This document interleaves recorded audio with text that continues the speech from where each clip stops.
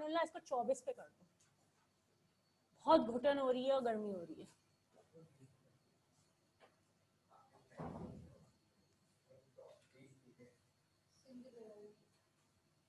चौबीस तो होने दो, 24 पे ना हुआ तो 20 करवा लेना अगले टीचर से।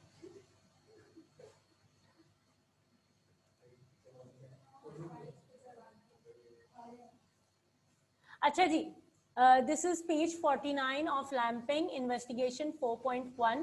The first experiment that we are doing is the action of amylase on starch at room temperature 30 degrees Celsius. ठीक है, क्या करना है हमने जो है 30 डिग्री सेल्सियस यानी रूम टेम्परेचर पे अमाइलेज का एक्शन चेक करना है। बेटा देखो, मैं इधर उधर से चीज़ों को खींचूंगी बीच में क्योंकि एवरीथिंग इज लिंक्ड, तो अपने दिमाग को हाजिर उसी तरह रखना है आप सबने, जो घर पे बैठे हुए भी हैं और जो यहाँ क्लास में भी हैं। अच्छा, माइक मेरा खुला हुआ नहीं है, मैं माइक खोल देती हूँ, तो आप कुछ बोलना चाहें तो आप बोल भी सकते हैं, नो इशू, हमें आपकी आवाज़ आ जाएगी। अच्छा जी, बॉडी टेम्परेचर कितना होता है?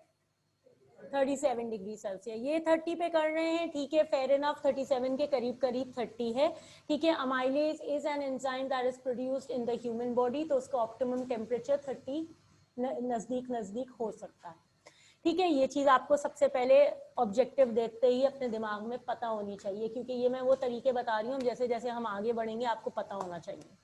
अच्छा, अगले स्टेप पे हम आएंगे। What we are doing is that हम 3 टेस्ट ट्यूब ले रहे हैं। हम क्या कर रहे हैं? हम 3 टेस्ट ट्यूब ले रहे हैं।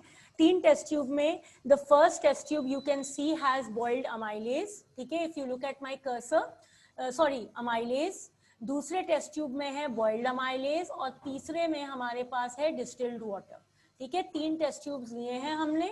3 टेस्ट ट्यूब्स में क्या क्या है हमारे पास? ये क्या यार, सीधा सीधा खोल लो, किस चीज के साथ ओके कर लो।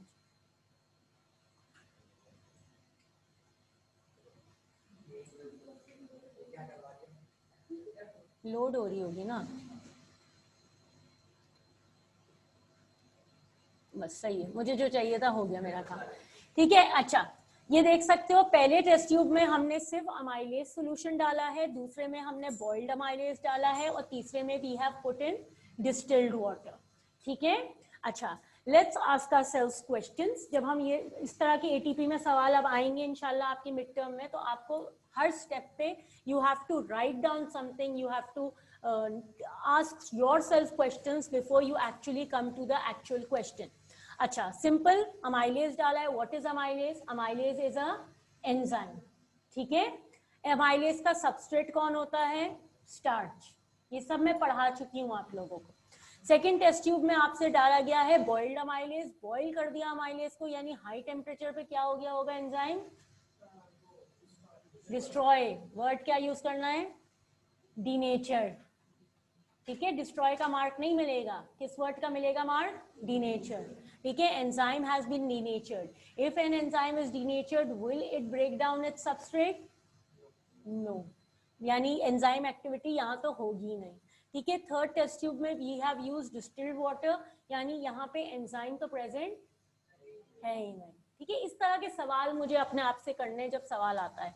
अच्छा, फिर नेक्स्ट स्टेप में what they have done is that they have added starch solution in all the 3 test tubes, ठीक है। What have they done? They have added starch solution in all the 3 test tubes and they have left it for 20 minutes. 20 minutes is the incubation time. What is incubation?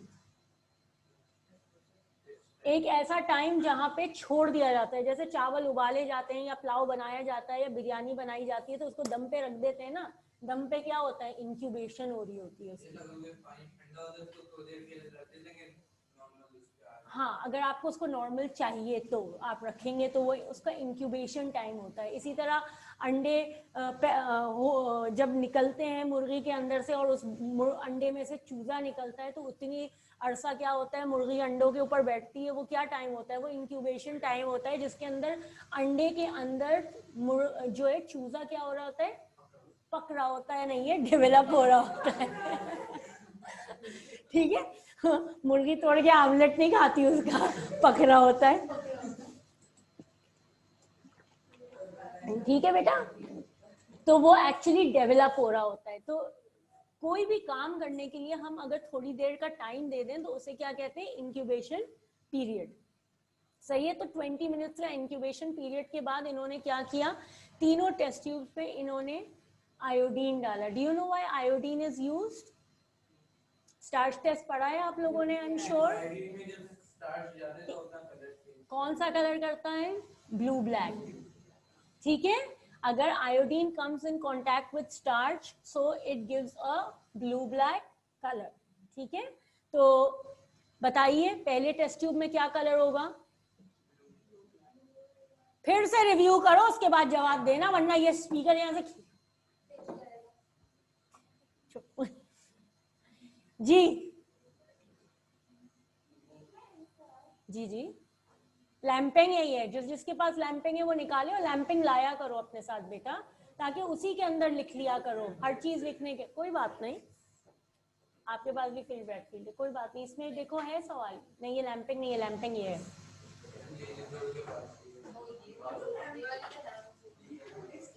अरे यार तुम दो किताबें लाती हो, what is wrong with you? नहीं, जब मुझे फिल ब्रैडफील्ड चाहिए होगी मैं खासकर फिल ब्रैडफील्ड मंगवाऊंगी। ठीक है, प्लीज अपने कंधों पे रहम करो।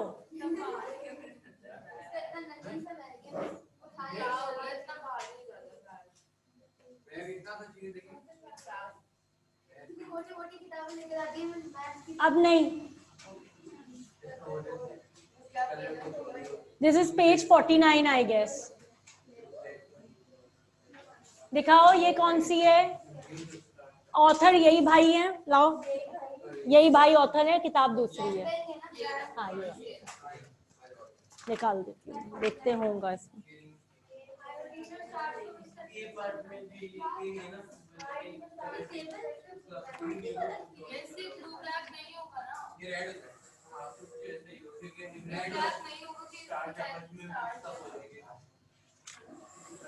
तुम्हारे पास आगे के दो एक्सपेरिमेंट्स हैं, ये वाला नहीं है। ये है एक एक्सपेरिमेंट, ये है नहीं, मेरे पास तो पूरा वो है, मैं क्या करूंगी बुक का। एक ये है और एक ये है, तो आगे वाले दो हैं, ये वाला नहीं। हाँ तो क्या कलर आएगा? अच्छा रेड, रेड क्यों होगा?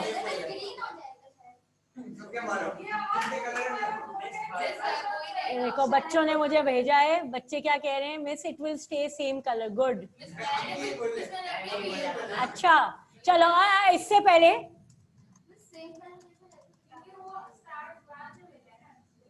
नहीं नहीं,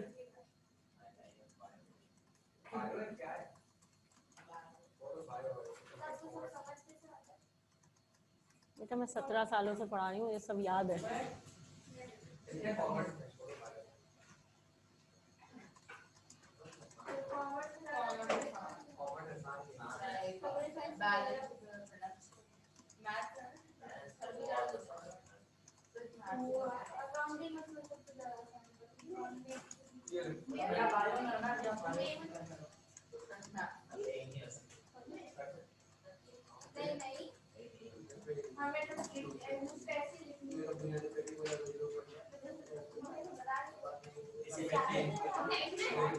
मुझसे ये मत पूछा करो ये लिखना है, अगर मार्क्स अच्छे चाहिए तो लिखो।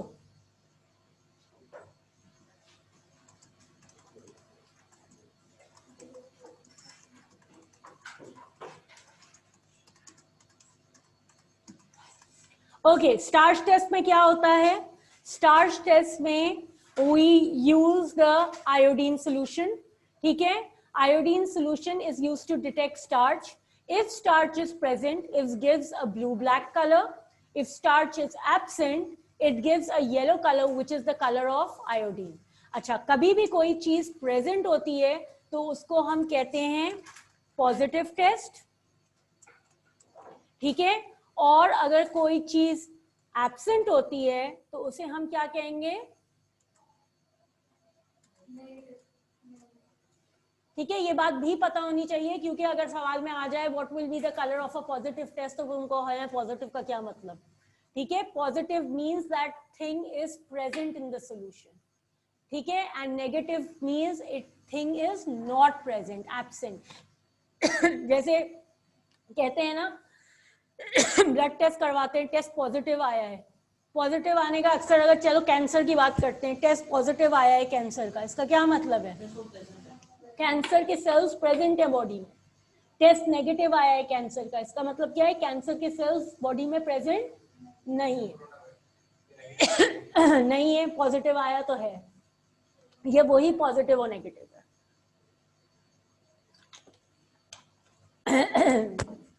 चलें आगे बढ़े, जल्दी से लिखा करो, तेज तेज, इंतजार नहीं किया करो। अच्छा जी, अब बताओ उस चीज को देखते हुए जो आपकी कॉपीज में लिखी हुई है कि टेस्ट ट्यूब ए का क्या कलर आएगा? येलो कलर होगा। क्यों येलो कलर होगा? रीजन भी तो देते जाओ। क्यों प्रेजेंट नहीं है?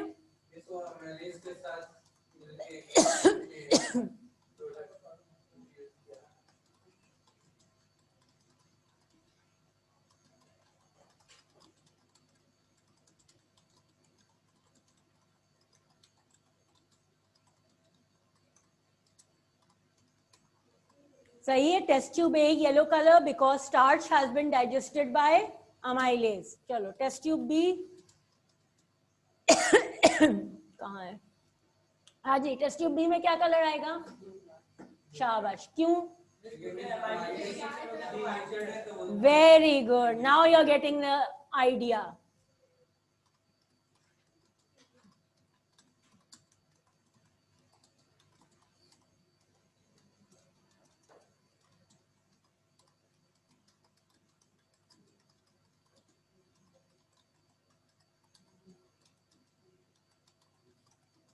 मतलब डिस्ट्रॉय हो गया। मुझसे पूछो, मैं यहाँ बैठी नहीं है, तुम फीस जो देते हो उसकी तनख्वाह मुझे मिलती, उसको नहीं मिलती, मुझसे पूछो। शुक्रिया।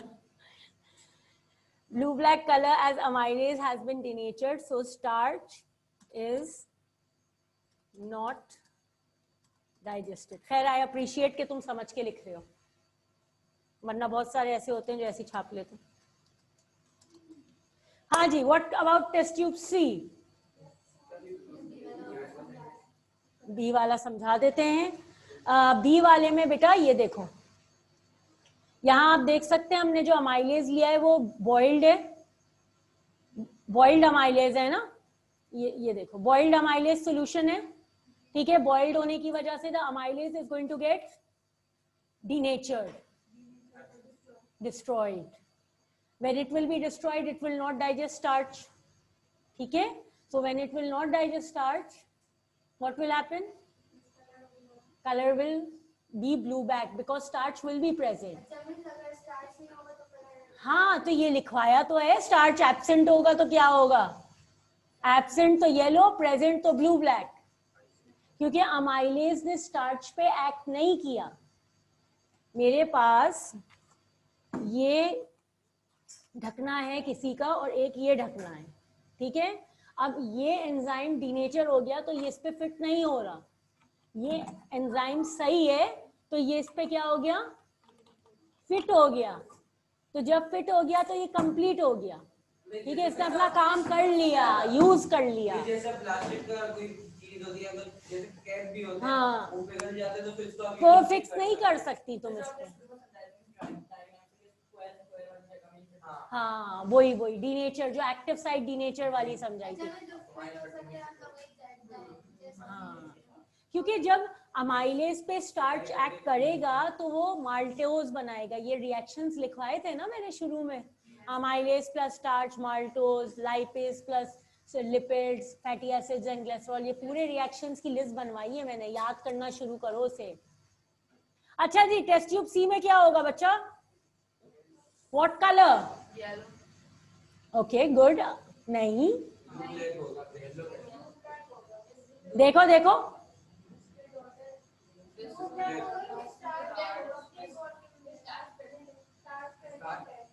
डिस्टिल्ड वाटर और स्टार्च है। क्यों ब्लू ब्लैक होगा? क्योंकि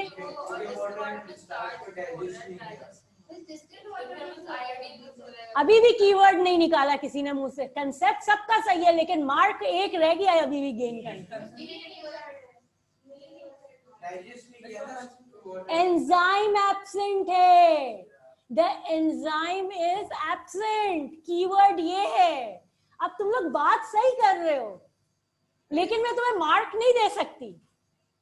समझ रहे हो क्यों नहीं दे सकती? क्या चीज मिसिंग है जो एक्चुअली स्टार्च को डाइजेस्ट करके गायब करेगा, जो येलो कलर लाएगा? कौन मिसिंग है? समझ में आया अब मैं क्यों आप लोगों को मार्क नहीं दे पाती हूँ? और बेटा मुझे इसी चीज के लिए तुम्हें ट्रेन करना है। अगर मैं ये समझ के कि तुम लोग क्लास 9 के बच्चे हो, तुम लोग को मार्क्स दे दूंगी तो तुम लोग की आदत बन जाएगी, तुम लोग आउट ऑफ द बॉक्स नहीं सोचोगे। एग्जैक्टली नहीं, मैं 9th बेटा, यकीन जानो ये मुश्किल पेपर नहीं था। जब तुम इंशाल्लाह 2 साल बाद ये पेपर देखोगे तुम लोग हंसोगे, इतना आसान पेपर दिया था।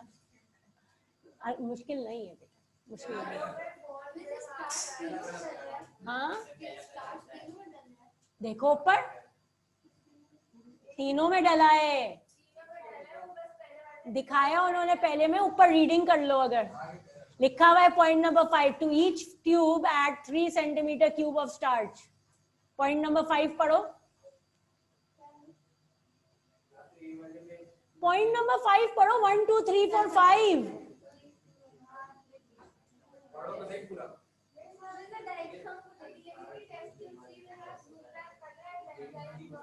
Yes, good. That is what you are going to write the explanation.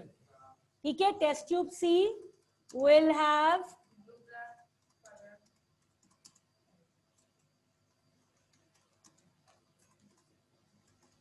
as what is absent? अब मिलेगा आपको पूरा मार्क।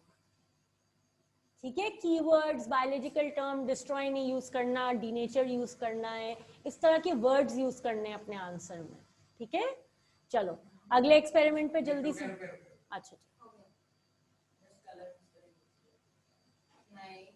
दोनों ही है, दोनों सही है। और अगर मैं गलत लिख भी रही हूँ, मैं स्पेलिंग एरर कर रही हूँ, तुम समझ रहे हो ना? बस सही। अच्छा जी, अब हम, हाँ जी आयशा चाह जाओ, योर क्वेश्चन बोलो बेटा, I am waiting for the question.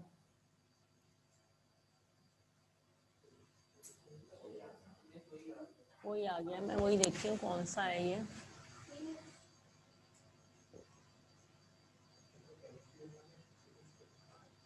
अच्छा मैं रिपीट कर देती हूँ, एक मिनट।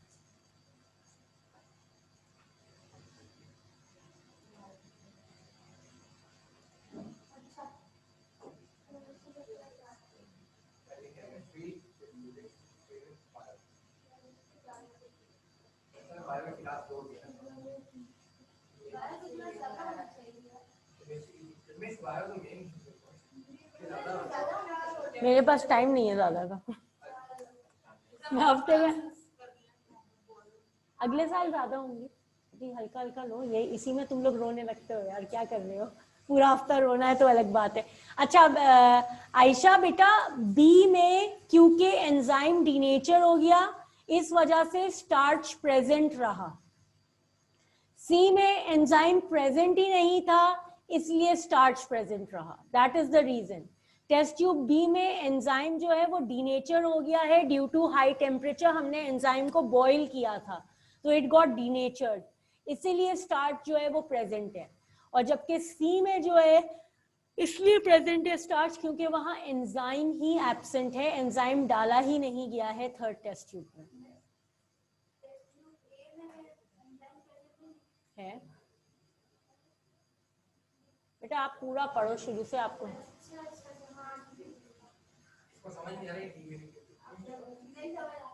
अच्छा जी। Look at the second experiment to demonstrate the effect of enzyme action. अच्छा, यहां पे इन्होंने क्या किया है बेटा, इन्होंने, ये मैं हटा रही हूं, अच्छा ये हट ही गया, चलो।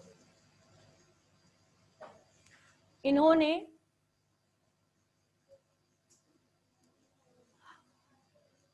मल्टीपल टेस्ट ट्यूब्स ली हैं,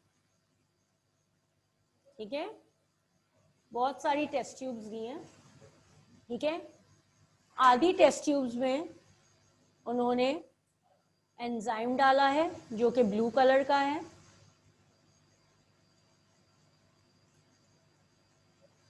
और आधी टेस्ट ट्यूब्स में उन्होंने सबस्ट्रेट डाला है जो कि पर्पल कलर का है।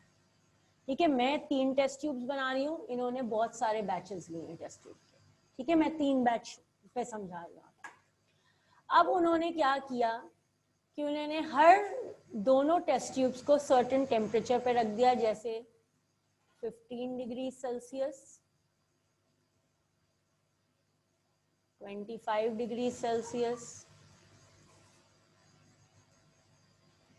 And 35 degree Celsius. इस तरह से इन्होंने बहुत सारे करे हैं। ये देखो इन्होंने क्या किया है, कितने लिए हैं ये देखो, ये नजर आ रहा है आपको?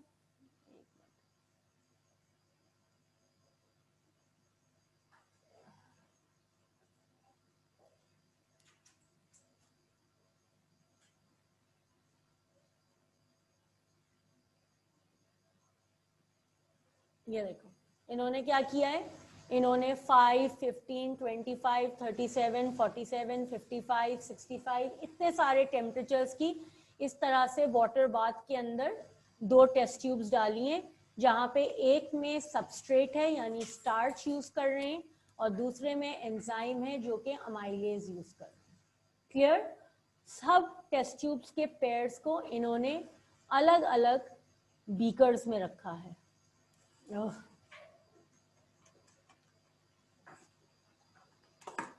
सब टेस्ट ट्यूब के पेयर्स को इन्होंने क्या है किया है,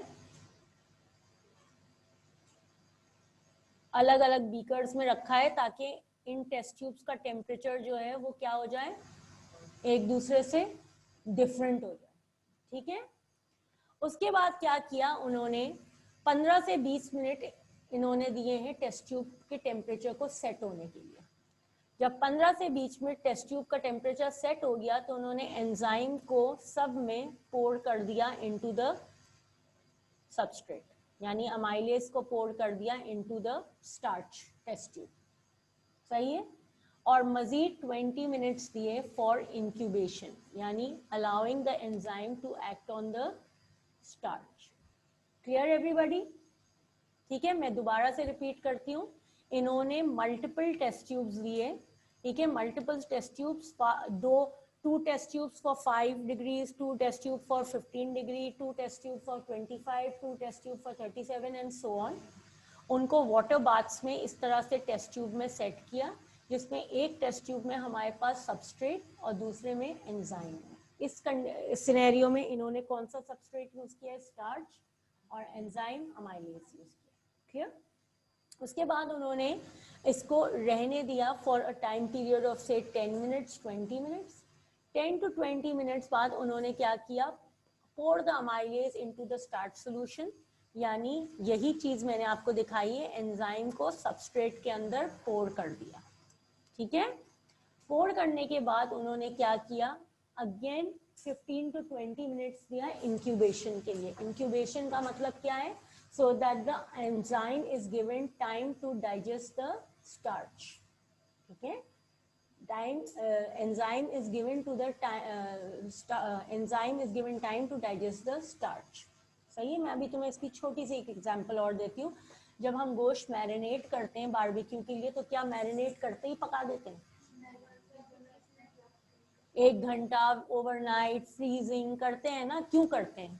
हमने उसमें जो पपीता लगाया है या कचरी लगाई है या जो भी गलावट की चीज लगाई होती है, वो क्या करती है, गोश्त को नरम करती है, मसाले अंदर एब्जॉर्ब करते हैं। ये क्या होता है, इंक्यूबेशन टाइम होता है। मैं समझा रही हूँ तुम्हें, एक्चुअली पपीते के अंदर ना प्रोटीएज एंजाइम होता है। जो कच्चा पपीता हम यूज करते हैं या पका हुआ पपीता बारबेक्यू में यूज करते हैं, उसमें प्रोटीएज एंजाइम्स होते हैं जो आपके गोश्त को गलाते हैं। मीट टेंडराइजर्स जो हम खरीदते हैं, अगर वो प्रोटीएज एंजाइम्स होते हैं, क्योंकि meat is protein. What is meat? Meat is protein. तो उसको गलाने के लिए, सॉफ्ट करने के लिए क्या चीज यूज होगी, एंजाइम यूज होता है। इवन बेटा एंजाइम ऐसा जो वॉशिंग पाउडर्स होते हैं उनके अंदर भी एंजाइम्स एडेड होते हैं। क्योंकि जो आपका चिकनाई का स्टेन लग जाता है उसमें लाइपेज एंजाइम एडेड होता है ताकि वो उसको ब्रेक डाउन करके स्टेन को रिमूव कर सके। आपने अगर कभी देखा हो वॉशिंग पाउडर पे लिखा होता है एंजाइम एक्टिव वॉशिंग पाउडर, वो एंजाइम यही होता है, वो उसमें प्रोटीएज एंजाइम्स भी होते हैं, उसमें लाइपेज एंजाइम्स भी होते हैं, प्रोटीन बिल्कुल उस प्रोसेस को फास्ट कर देती है, उसको ब्रेक डाउन करने में काम कर रही है। ठीक है, सर्व तो करेगा लेकिन अगर उसमें एंजाइम होगा तो वो स्पीड अप कर देगा, ब्रेक डाउन काम करना उसका। ठीक है, तो लाइपेज चिकनाई के धब्बों पे काम करेगा, प्रोटीएज जो है ये खून के धब्बे वगैरह, या कभी सालन गिर गया या जेली गिर जाती है, सब प्रोटीन होती है, जेली भी प्योर प्रोटीन है। ठीक है, हाँ खून प्रोटीन है, आपकी पूरी बॉडी प्रोटीन है, A to Z your body is protein, तो खून प्रोटीन है, all cells are protein। ठीक है, गोश्त प्रोटीन है। ठीक है, तो all the cells in your body are basic proteins। सही, स्ट्रक्चरल प्रोटीन होते हैं लेकिन प्रोटीन होते हैं। अगले चैप्टर में पढ़ेंगे। तो फिर उनको एंजाइम कौन सा यूज होगा, प्रोटीएज यूज होगा। समझ में आ रही है? तो इंक्यूबेशन टाइम समझ रहे हो, ताकि हम एंजाइम को टाइम दे रहे हैं काम करने का। तो उसी तरह हमने 20 मिनट्स छोड़ने के बाद एंजाइम को टाइम दिया है काम करने का। क्या काम करना है, डाइजेस्ट करना है स्टार्च को। सही है, अच्छा उसके बाद हम क्या करेंगे, हर टेस्ट ट्यूब से एक एक सैंपल लेंगे और उस पर स्टार्च टेस्ट करेंगे। अगर हमारा कलर जो है वो ब्लू ब्लैक आएगा तो इसका मतलब है स्टार्च प्रेजेंट होगा, और ब्लू ब्लैक नहीं तो स्टार्च एब्सेंट होगा। ठीक है, यहां तक क्लियर है? अच्छा, ये है 5, 15, 25, 35। अब जरा हम अपने तौर पे एक करते हैं, मुझे बताओ पहला टेम्परेचर है 5। 5 पे क्या कर, स्टार्च प्रेजेंट होना चाहिए नहीं होना चाहिए? देखो टेम्परेचर वाला याद रखना, इनएक्टिव, डीनेचर, ऑप्टिमम टेम्परेचर होना चाहिए। क्यों? क्योंकि टेम्परेचर लो है तो एंजाइम कैसा होगा, इनएक्टिव होगा। ठीक है, मैं दिखाती हूँ आप लोगों को, आप भूल रहे हो बच्चों। ये देखो लेस एक्टिविटी है, लो टेम्परेचर पे एक्टिविटी लो है, जैसे जैसे टेम्परेचर इंक्रीज कर रहा है एक्टिविटी बढ़ रही है। हाँ, जरूरी नहीं है, कुछ भी हो सकता है, कुछ भी हो सकता है। टेम्परेचर नीचे ग्रेडिंग नहीं दी हुई क्योंकि एंजाइम हमें नहीं पता कौन सा है। ठीक है, हम एक ऐसी, हाँ हर एंजाइम का अलग होता है। ये तो मैंने आपको बताया था, अगर आपको याद होगा कि आर्टिक सर्कल का प्लांट का एंजाइम अलग होगा, हॉट वाटर स्प्रिंग का एंजाइम माइक्रो ऑर्गेनिज्म का अलग होगा, ये बात मैंने क्लास में बताई है। हर लिविंग ऑर्गेनिज्म का ऑप्टिमम टेम्परेचर एंजाइम का उसके हैबिटेट पे डिपेंड करता है। क्योंकि हमारा बॉडी टेम्परेचर 37 है तो ह्यूमन के एंजाइम्स का ऑप्टिमम टेम्परेचर 37 है। प्लांट्स ओपन एनवायरनमेंट में रहते हैं, उनका optimum temperature 40 to 45 degree Celsius होता है। ठीक है, अगर मेरे पास कोई माइक्रो ऑर्गेनिज्म है जो हॉट वाटर स्प्रिंग में रहता है तो हॉट वाटर का स्प्रिंग का टेम्परेचर 90 डिग्री सेल्सियस है, तो उसका ऑप्टिमम टेम्परेचर 90 डिग्रीज होगा, वो 90 पे डीनेचर नहीं होगा। लेकिन अगर ह्यूमन एंजाइम ले जाके 90 पे डाल देंगे तो वो डीनेचर होगा। अब एक प्लांट है जो कराची में रह रहा है और एक प्लांट है जो एंटार्क्टिक सर्कल का है, उसका अब कराची वाले के लिए 45 का टेम्परेचर ऑप्टिमम है, क्या आर्टिक एंटार्क्टिक सर्कल के लिए 45 का टेम्परेचर ऑप्टिमम होगा? क्यों? वो डीनेचर हो जाएगा।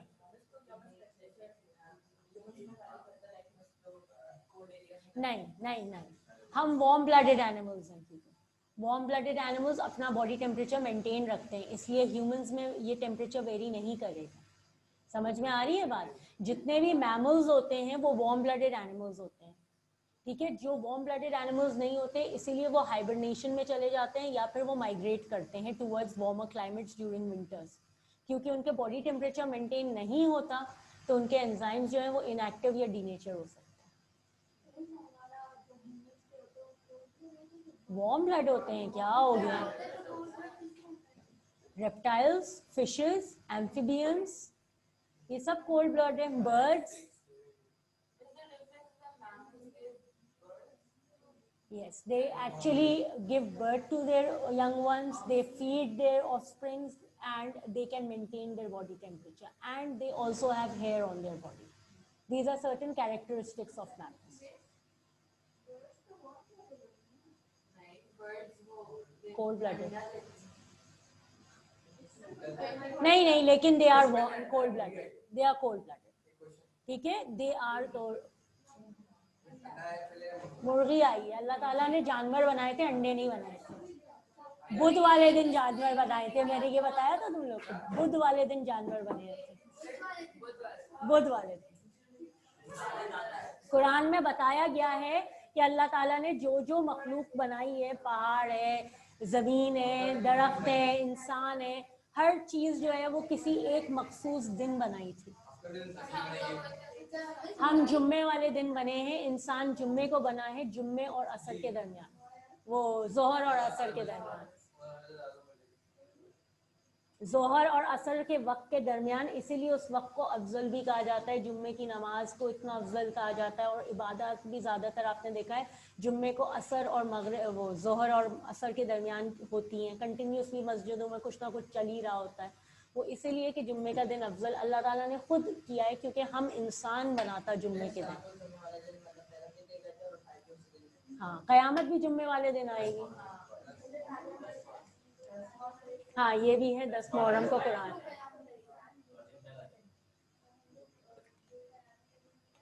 जुम्मे का दिन होगा और 10 मुहर्रम की तारीख होगी। ठीक है, तो ये इसलिए मैं कहती हूँ कि मुर्गी पहले आई। अल्लाह ताला ने कुरान में अंडे बनाने का जिक्र नहीं किया, मुर्गी बनाने का जिक्र।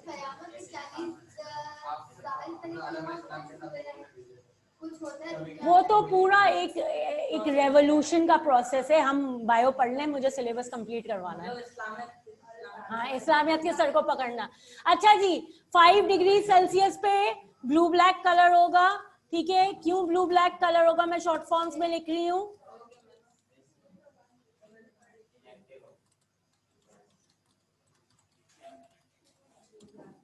अच्छा, अब बताओ 5 के बाद 15 पे क्या आएगा। ठीक है, मैं कह सकती हूँ ब्लू होगा।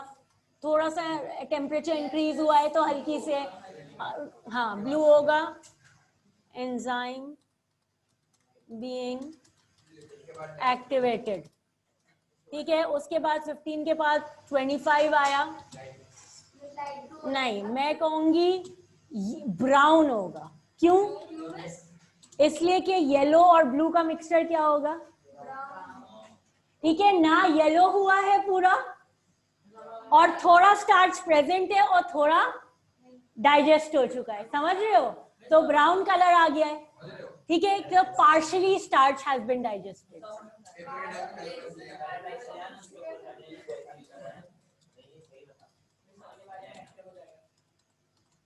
एक्टिव तो हो गया है, हाँ, लेकिन स्टार्च खत्म हो जाएगा। ठीक है, फिर क्या बताया इन्होंने 37। अब ये है ऑप्टिमम टेम्परेचर, तो इसमें क्या आएगा, येलो।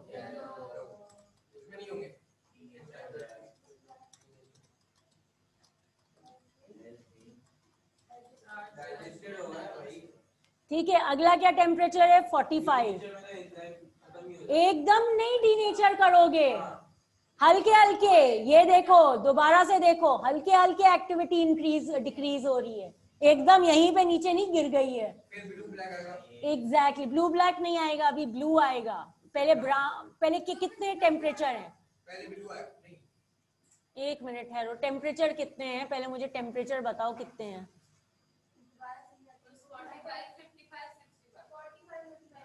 अच्छा ठीक है, बस उसी हिसाब से करूंगी। 45 है, ठीक है, 45 पे दोबारा ब्राउन होगा क्योंकि पार्शियली डाइजेस्ट हुआ है। ये बात याद रखना, ये सब अलग अलग टेस्ट ट्यूब्स हैं। देखो यहां तक आया समझ में। जब हमने 45 के टेस्ट ट्यूब से सैंपल निकाला और उसके ऊपर स्टार्च टेस्ट किया तो ब्राउन कलर आया। ब्राउन क्यों आया? क्योंकि ये ऑप्टिमम टेम्परेचर से टेम्परेचर आगे बढ़ गया था। तो जब आगे बढ़ गया है तो इसका मतलब क्या है कि कुछ स्टार्च डाइजेस्ट हुआ है और कुछ डीनेचरेशन की तरफ जा रहा है। समझ में आई बात? क्योंकि अब टेम्परेचर बढ़ना शुरू हो गया है।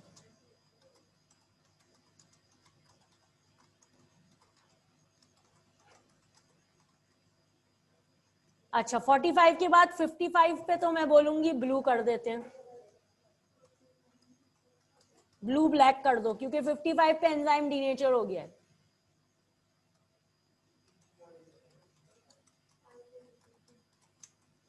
और 65 पे भी डीनेचर है, क्योंकि 55 पे डीनेचर है।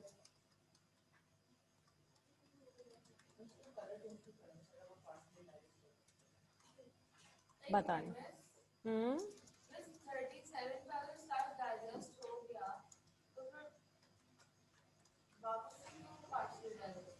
अच्छा, अलग अलग टेस्ट ट्यूब से सैंपल ले रहे हैं ना, याद आया? वी हैड ना मिस रोजाना टाइम चला जाता है, हमें पता भी नहीं चलता ये ऐसे इतनी जल्दी बायोग्राफी कैसे गुजरता है। हाँ कर लो।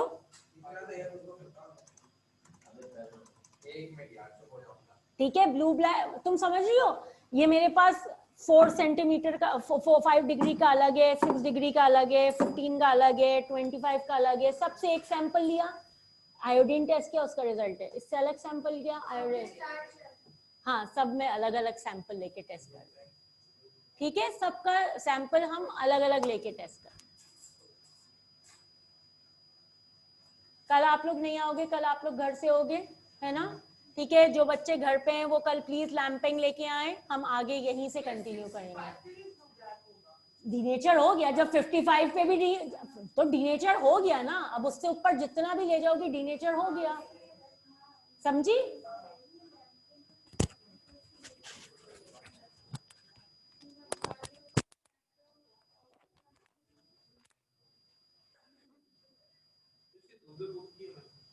बेटा वैसे तो 3 बुक्स होती हैं, लेकिन अभी तो 2 ही दी हैं मैंने।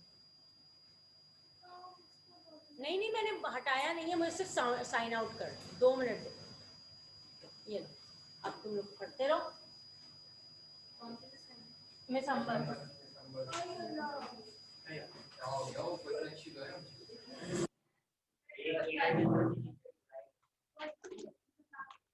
चले बस एंड कर दूं क्लास।